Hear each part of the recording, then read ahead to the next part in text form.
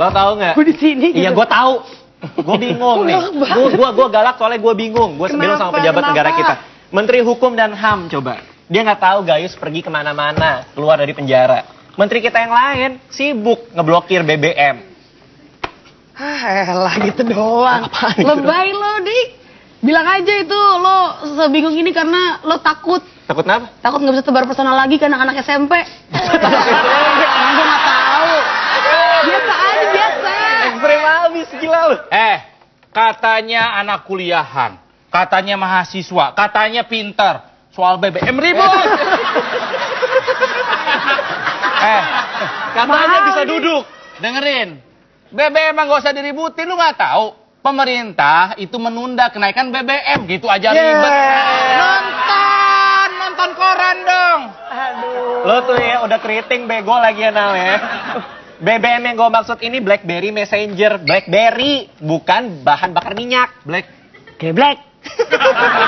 Nggak bisa Ji, gue nggak setuju, Ini absurd banget, men. Lu mesti ngeliat. Ini nggak masuk di akal gue, nggak masuk. Serius. Lu harus bijak kayak gue.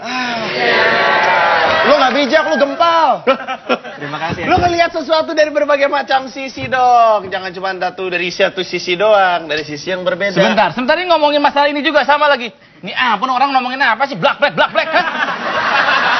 Jadi iya kita lagi, gue sama Panji emang lagi ngomongin soal masalah antara kisruhnya Rim versus Bapak Tifatul Sembiring. Karena menurut gue nggak masuk akal banget. Penting banget sih ngomongin kayak begini. Gue udah ngerti gue. Kenapa sih emangnya? Kenapa lu Pasti sirik tanda tak punya ini. Kenapa lu tuh? Gue nggak ada alasan harus setuju atau nggak setuju. Kenapa coba? Kenapa? Ya soalnya ngomong dulu, ntar gue ikutan deh. Tunggu. Ini semua kenapa mesti pada nolak sih? Kayak pada ribet banget. Kan bagus kan? Kalau misalnya di blok itu yang namanya mencegah situs pornografi. Itu kan nggak bertanggung jawab, merugikan perempuan bisa jadi korban. Malah bagus, setuju gue. Nggak sedangkal itu juga kali. Ini bukan cuma masalah pornografi, ini way bigger than that. Apa aja?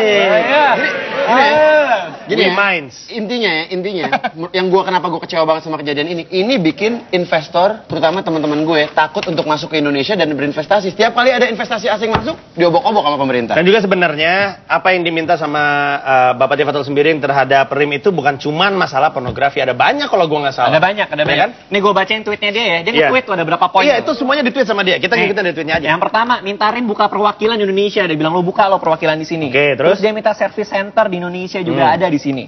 Lalu ada penyerapan tenaga kerja Indonesia juga harus dibuat di sini. Menggunakan konten Indonesia dan Rim tuh harus bangun server di sini juga gitu loh. Pak Tifatul juga nge-tweet ada apa ya? Landasan-landasan undang-undangnya. Nomor 44 tahun 2008 tentang pornografi misalnya. Nomor 11 tahun berapa 2008 tuh? juga. 2008 juga tentang ITE. Ada undang-undang satu lagi nomor berapa tuh? 36 tahun 99. Tahun 99 tentang telekomunikasi. Betul. Jadi intinya adalah Pak Tifatul itu minta Rim untuk mematuhi 3 undang-undang tersebut dan segala macam yang ada di dalam ketentuan tersebut. Jadi memang bukan cuma masalah pornografi doang, Dar. Tapi menurut gue tuntutannya Pak Tifatul juga agak nggak tepat dan agak basi. Karena dari 8 tuntutan yang dia bombardir di Twitter itu, 4 diantaranya tuh udah dipenuhin. 4 diantaranya. Apa tuh? Oke, dari mulai pendirian service center di sini. Terus membuka perwakilan di sini. Terus penyerapan tenaga lokal. Ya. Dan yang terakhir tuh soal pemanfaatan konten lokal. Dia nggak tahu bahwa Indonesia ini dikenal di dunia sebagai salah satu negara terbaik di dunia urusan pembuatan konten. Tahu ada namanya Garuda di Bebeku. Iya benar. Lo tahu Domikado. Betul. Itu tuh semua buatan Indonesia. Itu adalah aplikasi-aplikasi. Jadi kalau misalnya pengguna BlackBerry pasti tahu Domikado adalah salah satu aplikasi tempat kita dapat informasi tentang mau nonton di mana, makan di mana. Ada aplikasi Twitter juga di situ. Garuda di Bebeku juga aplikasi yang sangat nasionalis. Kebangsaan.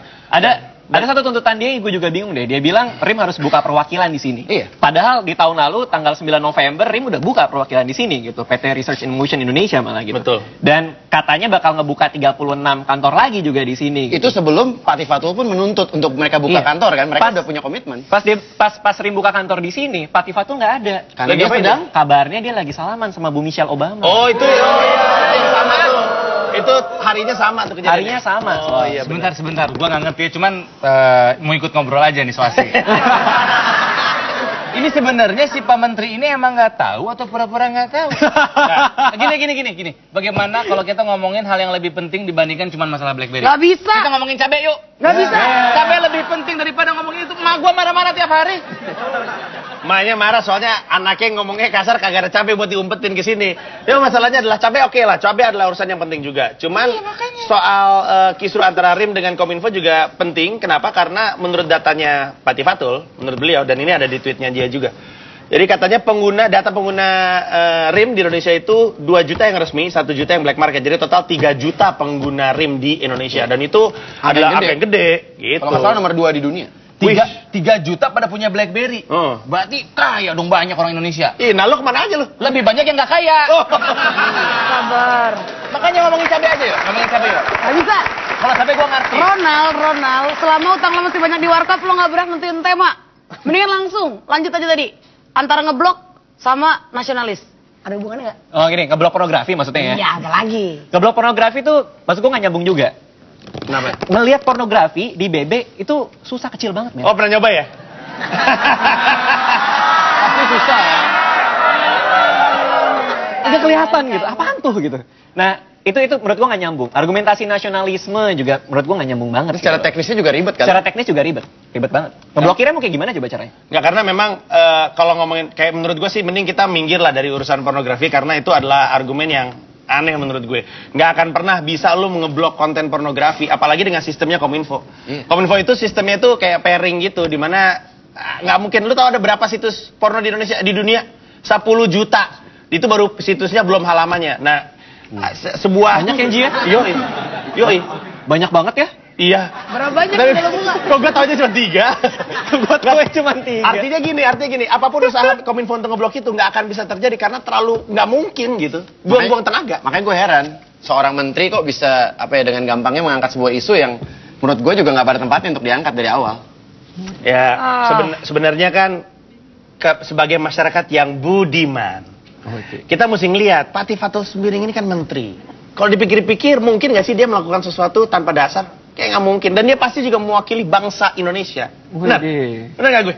Gue sih nggak terima untuk, kalau gue ya pribadi ya, gue nggak terima untuk diwakilin oleh dia, karena belum tentu karena seorang yang jabatannya tinggi itu mewakili rakyat. Mereka biasa malah nggak peduli kok sama yang kita pikirin gitu, kalau menurut gue. Gue banyak apatis sama pejabat-pejabat itu, gue nggak mau juga diwakilin sama mereka. Iya, oke lah kalau begitu. Mungkin, tapi gue khawatirnya nih, yang jadi masalah dengan isu ini adalah orang-orang yang nggak ngerti kayak kita ini ikut ngomongin dan ikut bikin kisruh. Jadi orang-orang jadi tambah bingung. Nggak ada, lu ngerti nggak lu? Lu ngerti nggak coba ini? Lu ngerti, gua ngomong dari tadi. Kalau gue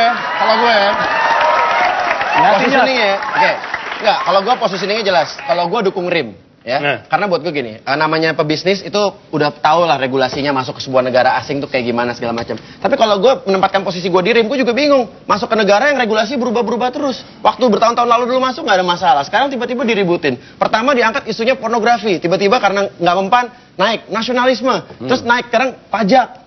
Jadi nggak jelas pemerintah itu maunya apa. Gue was-was gue investor nggak ada yang berani masuk Indonesia lagi. Mending ini, lu nggak ngeliat kasihan nih mungkin teman kita yang satu ini. Keritingnya nambah banyak gue lihat. Nggak gini ya, dari tadi ya. Bla bla bla. Bla bla bla bla bla. Gini deh.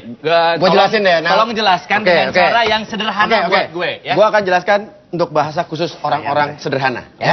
Oke. Jadi gini. Karena gue nggak yakin banyak yang ngerti juga. Oke. Jadi gini. Sederhananya anggap aja. Anggap ada 2 kampung ya. Ada kampung A, kampung B. Ada seorang pengusaha peternak ikan di kampung A, kepingin jualan ikan di kampung B. Ya, jadi, analogi ya. Dia punya empang di kampung A. Nih ada empang, punya ikan banyak, ikannya dia bawa ke kampung B, dia jualan ikan. Dagang ikan di sini. Di kampung B ini ada premannya yang mewajibkan setiap pedagang ikan, termasuk pedagang ikan, harus bayar pajak. Untuk aturannya jelas ya? Ya, untuk setiap barang dagangannya. Jadi tiap satu ikan bisa 100 perak gitu ya. Nah, udah berjalan selama ini, premannya tadinya udah baik-baik aja, tapi dia lihat, wah rugi gua kalau cuma ikan doang, kecil-kecil. Gue pingin pajakin empangnya. Dia bilang, lo sekarang nggak boleh dagang lagi kecuali lo bangun empang di kampung ini. Dia sebagai pedagang dia mikir, ngapain gue bangun empang di kampung baru, sedangkan gue udah punya empang di kampung sendiri. Mendingan gue tetap aja seperti biasa. Ngerti itu nggak? analogi, ngerti nggak? Oke. Empang itu apa? Empang ini adalah ya pengandaian gue. Ya. Empang ini ada pengandaian gue untuk data service centernya RIM. Oke, analoginya ya. Di Kanada nih. Data service. Empang ini data service-nya RIM di Kanada. Ikan itu? Ikan itu barang dagangannya si RIM, yaitu ya BlackBerry dengan segala macam servis layanannya. Nah, preman yang suka malak itu siapa? Nah. Itu kayaknya.